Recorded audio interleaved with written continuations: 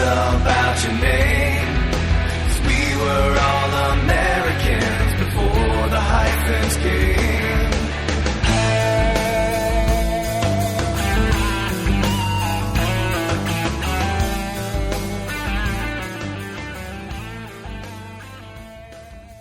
Howdy, folks. This is Doc Owen. You are listening to a special edition of the Doc Owen Show. We are creating a podcast only, not a live broadcast. We will publicize the fact for you to get here. And we're doing it on behalf of as you can see from the title of the podcast, it is titled Immigration or Invasion. I have consistently over the last couple of weeks used the term invasion. Some of my more left-leaning friends have taken exception to that. Obviously, the media has taken exception to that. The current administration has taken exception to that.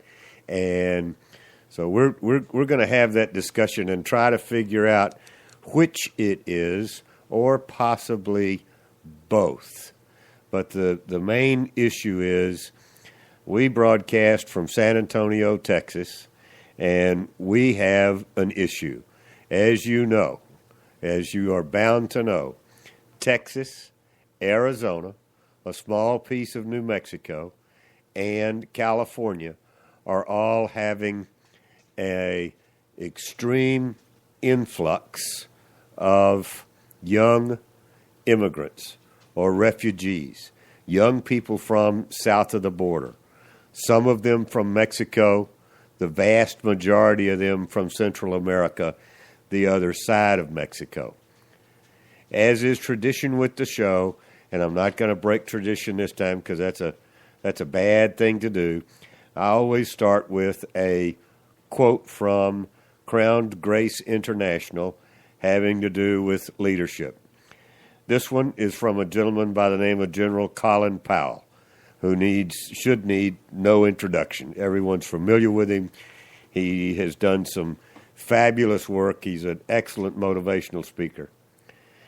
Mr. Powell said, "Great leaders are almost always great simplifiers who can cut through argument, debate, and doubt to offer a solution everybody can understand." Pretty lofty goal, but that's exactly what we're going to try to do. We're going to try to simplify this debate. We're going to take it down to some real facts.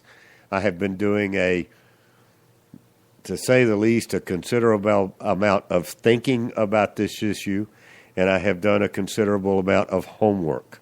I will continue to do that because I don't think that this is going to be over anytime soon. And the folks that I've talked to agree.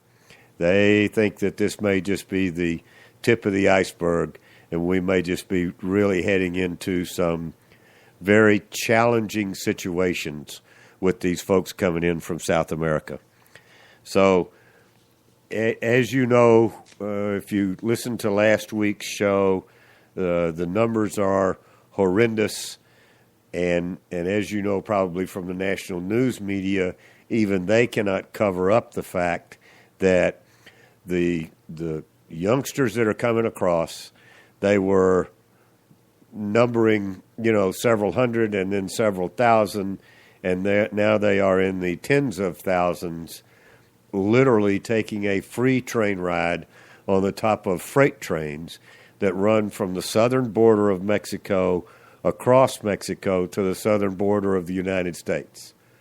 Mexico and their southern neighbors have made a pact, signed an agreement that gives these people 72-hour pass, a 72-hour visa to come across Mexico.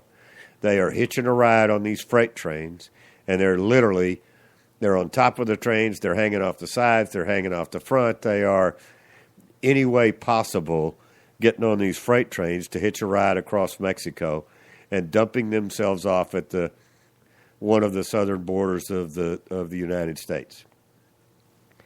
It is, for all intents and purposes, a very ugly environment. And it is threatening the American territorial integrity. It is, from what I can tell, and maybe from what you can tell as well, the politicians are doing nothing but shaking their fingers at each other, trying to place blame, trying to score points, trying to do whatever they are doing, one side versus the other. And I, for one, and hopefully you, are not willing to stand for that type of a solution. I'm going to give you some facts, figures, information, and detail through the course of this podcast that hopefully will help you get involved. This is Doc Owen giving you a call to action. I don't know exactly what that action is, but this is a very dire situation. And it's a dire situation for the entire United States. If you're not aware, these youngsters, under the cover of nightfall, are being shipped out of these border states and flown into places like Boston and Minneapolis and South Carolina and Colorado and basically any place that the administration can try to find space for them on unoccupied or minimally occupied military bases. I mean, that's where they're going. That's where they're putting them. All right. So you need to be aware that the things that we tell you on this show literally are coming to a neighborhood near you. That is the issue. That is the concern. Last Thursday, I kind of drew somewhat of a picture of a flood. These immigrants are a flood. If you have ever lived in a flood zone or seen pictures of a flood after the fact, after they've either released a dam or a dam is broken or a street has flooded and houses have been washed away and cars and furniture and all of that jazz, a lot of times you cannot see what's in the water.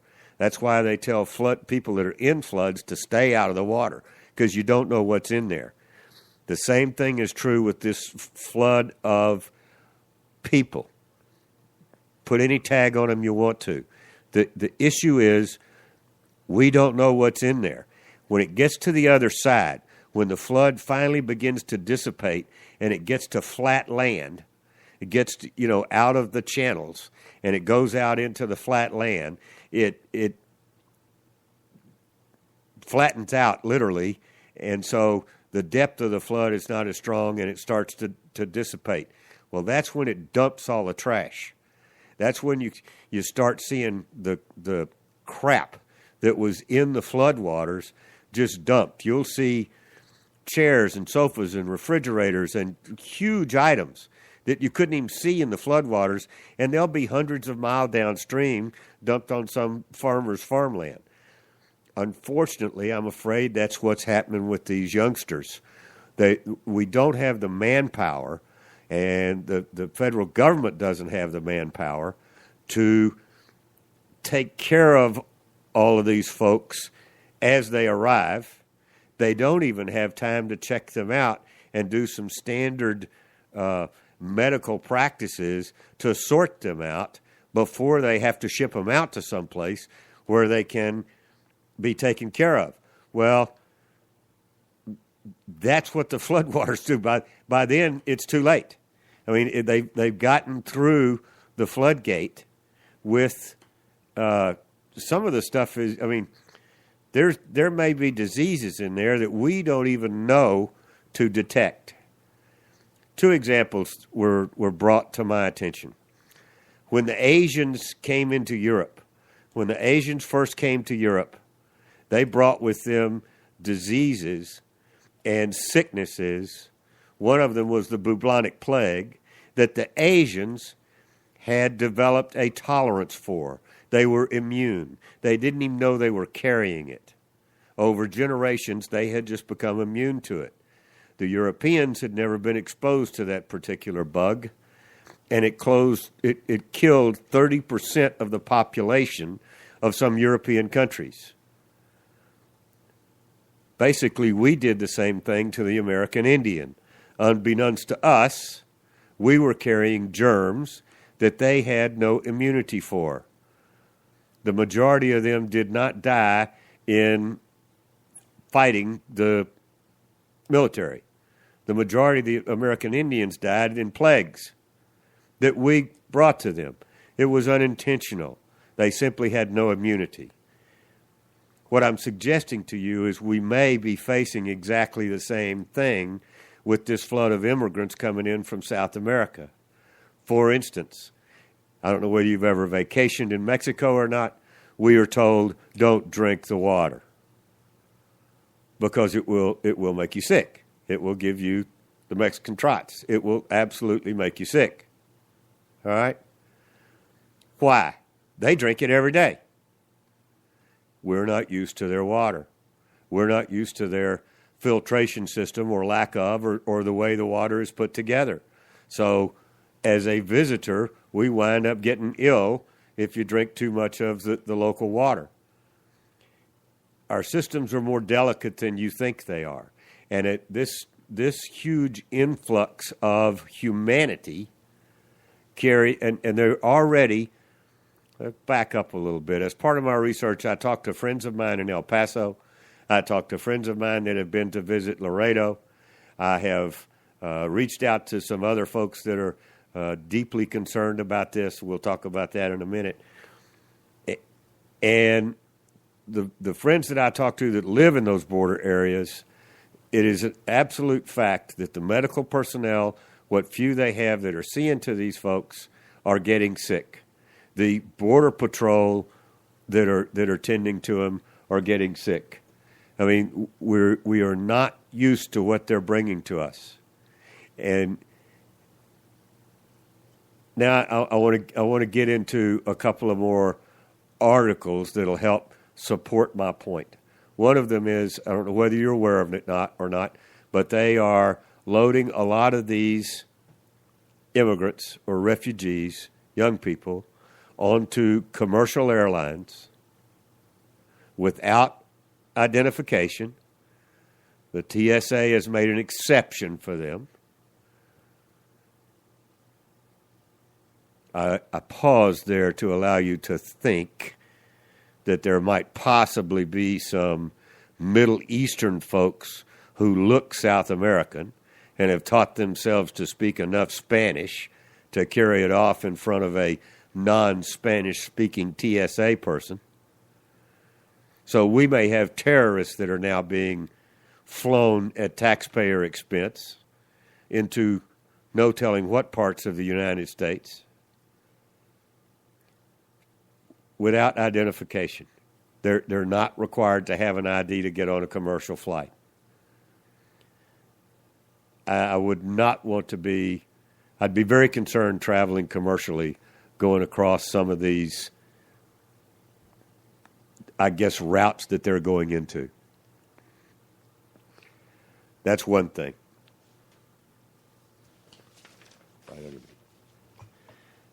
Let me give you some history. Let's back up.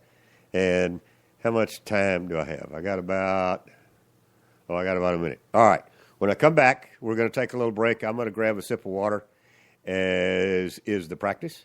And when we come back, we're going to give some history or some background to what seems to be going on. So I will be right back. Take a listen to Madison Rising.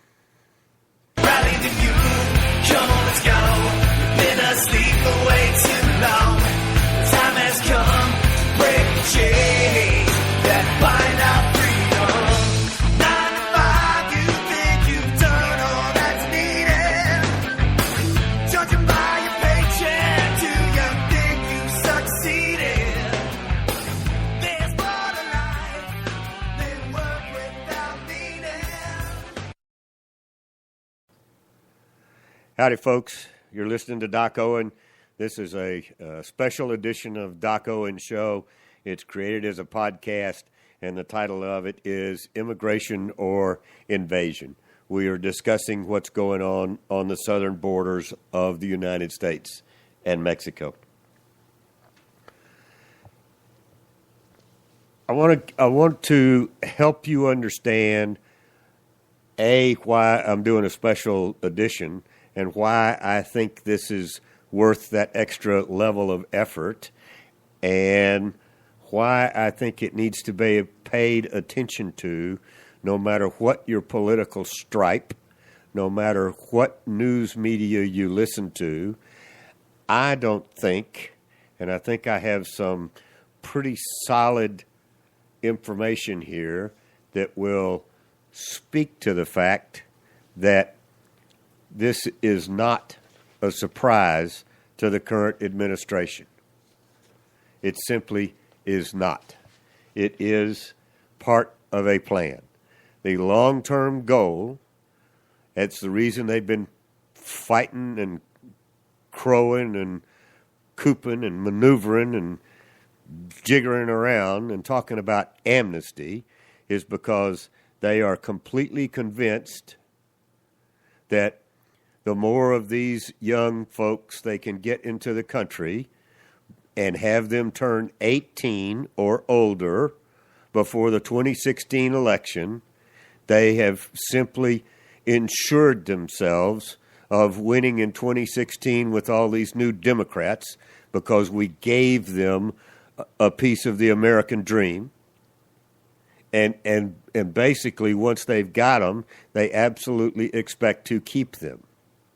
And I know I am talking in a they sense, but let me tell you, I think even they might come to regret the day that they opened that floodgate. Because it's not only Republicans who go to public school. It's not only Republicans that swim in a public swimming pool.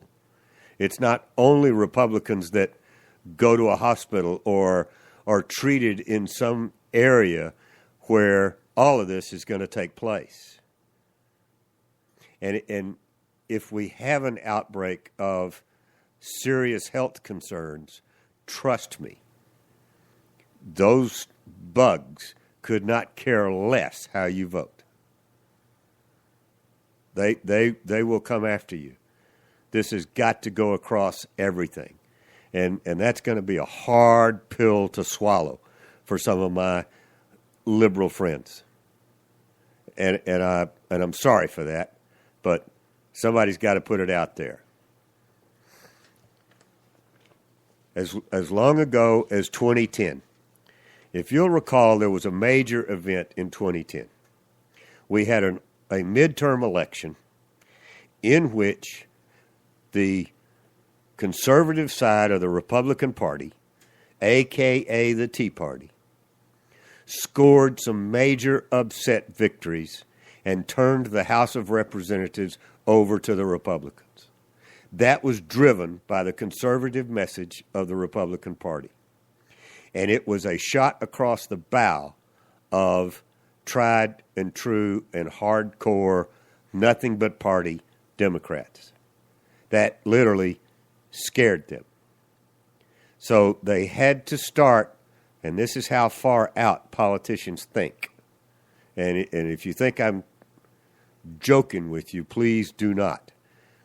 Political strategy is 20 years in the making. It's generational in the making. It is because they have so much power, they think that far in advance, which means if you're going to, you can't worry about tomorrow. You have to look at some of these issues on a very long-term, broad scale. So that's another thing I'm trying to bring to you here is get above the foray, get above the crowd, get above the daily sound bites. Look at the big picture. All right? In 2010, I guarantee you that's when this idea was hatched. Somebody at one of the meetings said, we need more voters. We need to really go after amnesty. We need to go after amnesty hard because the majority of them will vote Democrat, yada, yada, yada. That's true. The majority of them do vote Democrat. So the more they can bring in and the more they can put on the government dole, the more likely they're gonna be able to hold on to. They won 2012, but they're right now. Trust me, they are concerned about 2014, and they are very concerned about 2016. So that's what this shot is all about. Health and Human Services bankrolled Catholic and Baptist churches from 2010 to 2013 to prepare for Obama's 2014 invasion. Literally, from December of 2010 through November of 2013, the Catholic Charities Diocese of Galveston, if you're not familiar, that includes Houston, Texas, a sanctuary city, the fourth largest city in the United States of America, received $15,549,078 in federal grants from Health and Human Services. Wait for it. The stated purpose of the grants was for Unaccompanied Alien Children Project, with a program description of refugee and entry assistance. 2010 through 2013, our taxpayer money has been funding the readiness program for the arrival of these young people.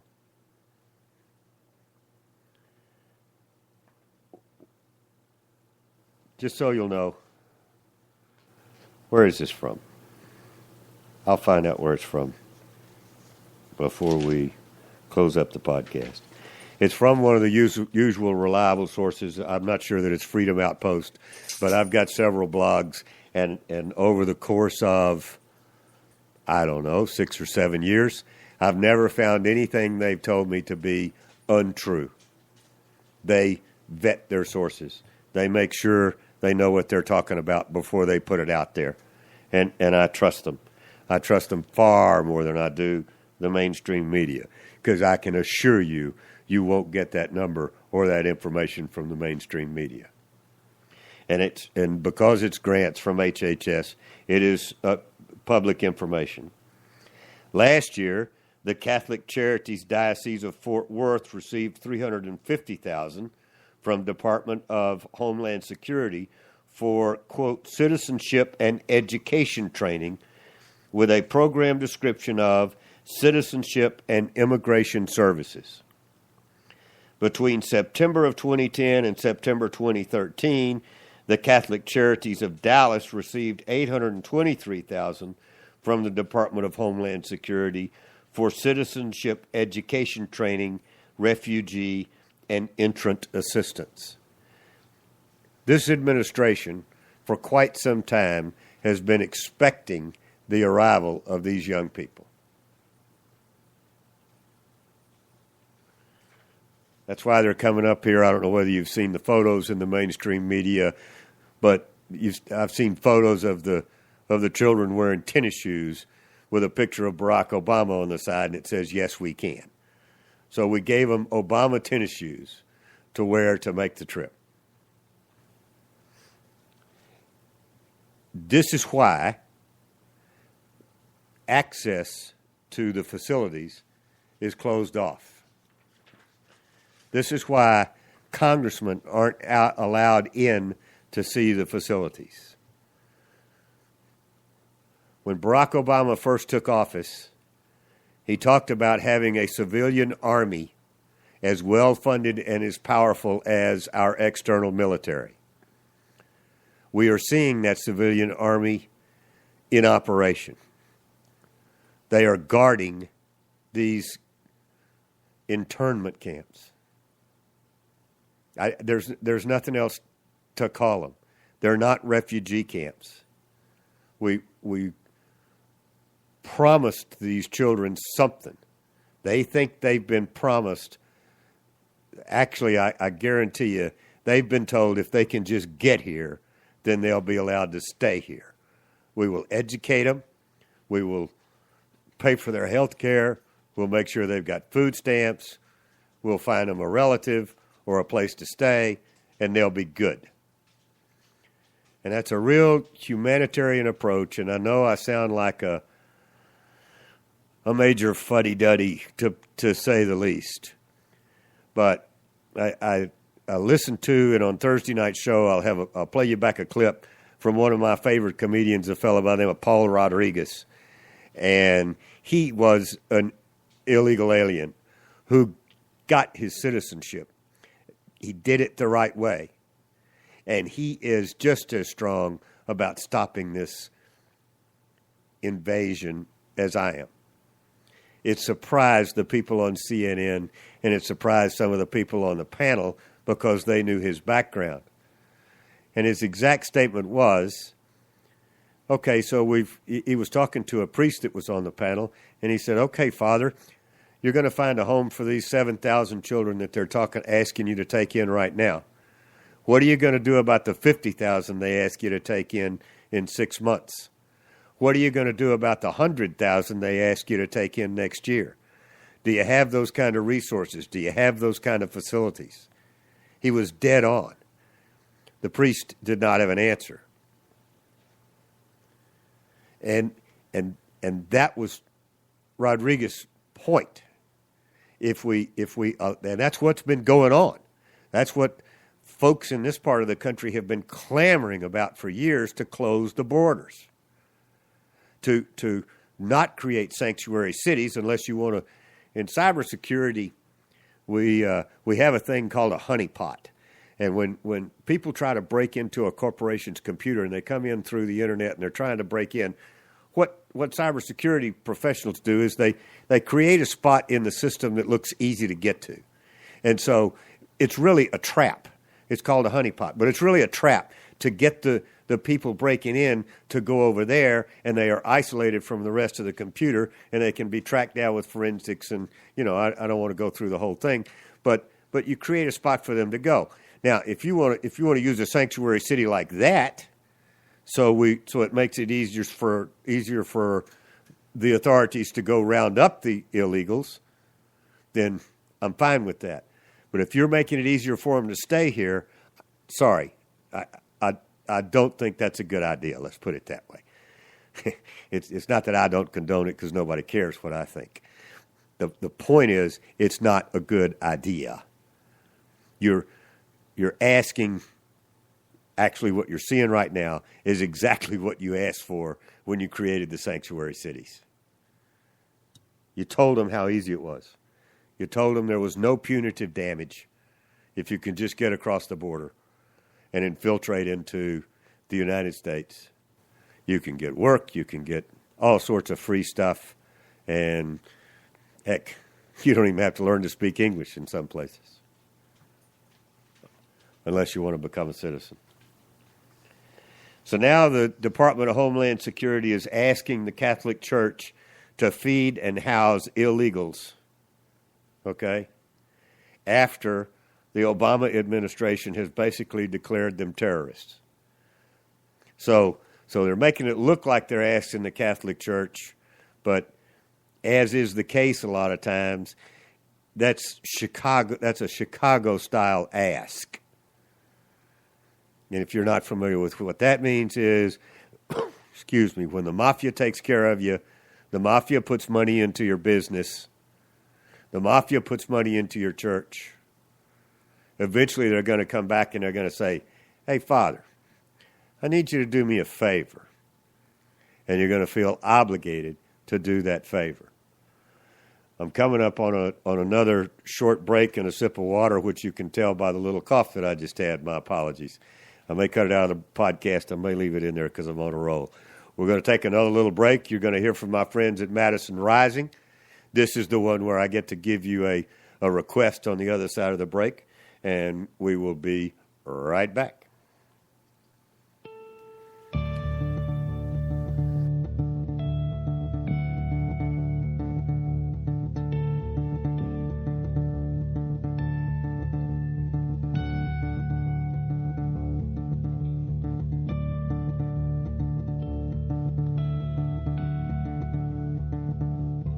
Oh, say, can This is Madison Rising. I wanted you to hear some of their music. It is absolutely fabulous, inspiring, and a wonderful group. Got a 29-second limit, not imposed by them, but iHeartRadio. So I had to cut that one a little bit short. But when I pick up here in just a second, you'll be able to hear another 29 seconds, and then I'm going to encourage you to do something. So here they go again. Madison Rising. Pay attention. Whose broad stripes and bright stars through the perilous fights. Oh, the ramparts we watched were so gallantly streaming, and the rockets. Howdy, folks. This is Doc Owen. Welcome back. We are in the final segment of a special podcast. The name of the podcast is Immigration or Invasion.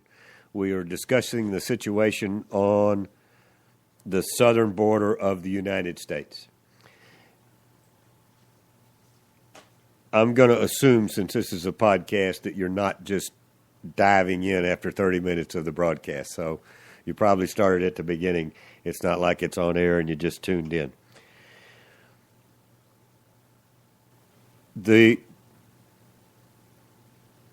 We talked about the administration knowing about this and orchestrating this.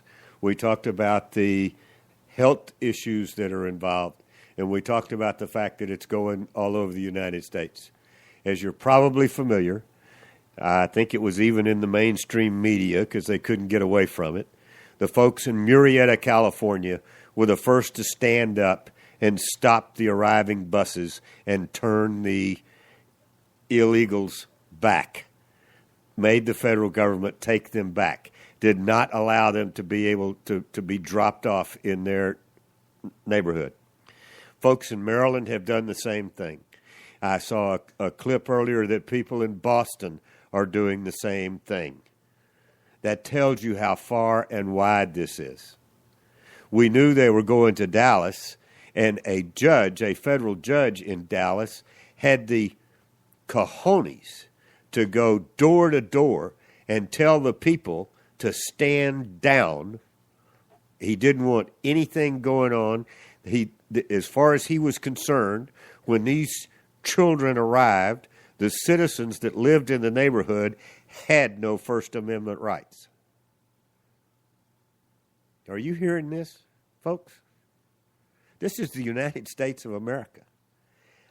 Quite frankly, I don't get it. What I don't get is how the judge made it all the way through the neighborhood without some redneck bonking him on the head with a baseball bat, asking him to pay attention. We have got to stand up for our rights. Now, you've also probably heard that there was a call out for the militia to come to Texas. They're already out in Arizona. A guy out in California is talking about reactivating the Minutemen.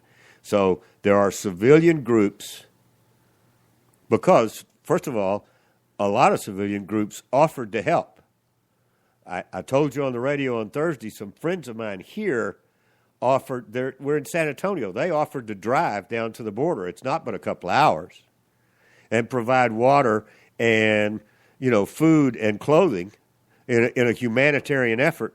And they were told, no, stay away. We got it. They ain't got it. They got nothing. What they got is a military operation. What they got is they got orders. I've been in the military. They're going to follow orders. They're not going to think about whether it's right or wrong. They're going to follow orders. If they're told to load 20 people onto an airplane and ship them someplace, they're going to load 20 people on an airplane and ship them someplace. End of discussion. They're going to do their job. We've all heard it at the airport. They're just doing their job. So the humanitarian side, all the clamor and all of the hand-wringing and all of the tears and all of the oh, what are we going to do about these children? Trust me, the majority of these children are 16 to 18 to 19-year-old punks. They're not up here to go to grade school. There are some real youngsters mixed in there. But if you look closely, these folks are teenagers. The vast majority of them, trust me, will be 18 by the year 2016 comes around so they can vote. That's the plan. So, beyond the humanitarian effort, the civilian call went out, and a call for the militia. Let me explain something to you if you don't know what the militia is. The militia is not a mercenary organization. They may sound alike in name, but they are completely different in how they operate. The liberal, mainstream, progressive media would have you believe that this call for citizens, for the citizen militia, is a call for a bunch of mercenaries armed to the teeth like you see in a Rambo movie to come down to the Texas border and start shooting everything that moves. That's what they want you to think this is all about. It is not. The militia is a very well-organized, thoughtful, professional organization who abides strictly by the law. They are allowed to carry firearms for their own self-protection because they don't know what they're going to run into. The vast majority of the time, they work in somewhat of a covert environment. Their job is to help corral whatever it is that they're helping with and to hold it steady, hold it still until the authorities can take control. Are you hearing me?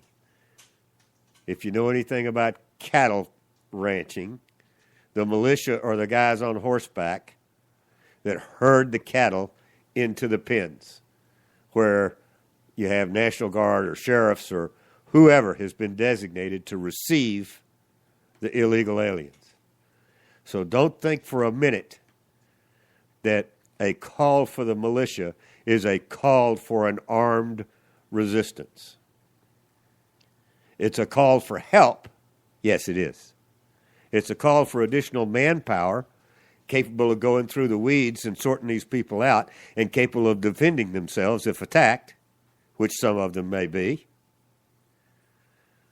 But really it's a call for help put out by the Border Patrol, put out by the authorities who are completely overrun and overwhelmed. I have looked into it. I have talked to several people. I have talked to several very credible people that I know that live here. I know them on a personal basis. I get eyeball with them. And I know and understand what these guys do. Yeah, some of them were at Bundy Ranch. That's who they are. They feel the call. And they went to Bundy Ranch because it was being overrun. So there's nothing wrong with that. The challenge is the first line of defense has been breached. If you think of this in terms of warfare, the first line of defense has been completely breached. And these young people are being escorted across the border by our military personnel, basically. You know, they call them brown shirts, call them DHS, call them whatever you want, but it's our Homeland Security personnel who are stopping our politicians at the gate of these internment camps and escorting these young people. And Obama is asking for $4 billion to support this effort. He's not asking for $4 billion to round them up and send them home. He's asking for $4 billion to make it easier on them to become Americans. Give me it's beyond my comprehension. I'm not a dumb guy. I mean, but there are some things that are just and I guess that's why I'm not in politics, because, man, they'd have a hard time making. If they think Ted Cruz is loud, I would make Ted Cruz look like some little thumb-sucking married toady sitting over in the corner. I mean, this is absolutely ridiculous. Sorry, Mr. Cruz. I know you're doing a fabulous job. But we need more of that. That's why everybody likes Mr. Cruz, if you remember the leadership quote that I gave you at the beginning. He makes things simple. He breaks it down in terms that you can understand. He really does. And that's one of his better qualities, besides his ethics and his integrity. You need to learn how to do that for yourself. Please, break it down. Look at the facts. And so back to the title of the show. This is, which was Immigration or Invasion. How about this? This is an invasion of immigrants. This is not immigrants coming to Ellis Island in New York that we were expecting, that the whole country was expecting, and we welcomed them with open arms. And everybody in the country worked together to facilitate these new Americans and help them build a new home for themselves and help them be productive and be part of our society. Nobody asked us if we wanted 150,000 16-year-old punks from South America. And I keep calling them that because I can't imagine that these trains are loaded with people who dropped out of private school and quit trying to make the varsity soccer team so they could come to the United States. This is not the best and the brightest. Sorry. And I feel for them. But the thing for them to do, if we look so good, go home and build it yourself. Thomas Jefferson was 33 years old when he wrote the Declaration of Independence. He wasn't a white-haired old man. He was a young rebel. He'd had it. If you feel that strongly about it, in those numbers to come up here, I can't imagine you can't have some impact the next time some drug lord comes into your town. It's not going to be easy, but you're going to have to fight for your own. I'm flattered you like our liberty and our freedom. We worked hard for it, and we're not going to give it up easily. And we'll be more than happy to help you work for yours on your home turf. That's the way it needs to be. That's what America around the country, that's what our soldiers do. That's what happened in Iraq. We went in there, we busted ass. They had free elections. We left too soon. The politicians were told they were leaving too soon.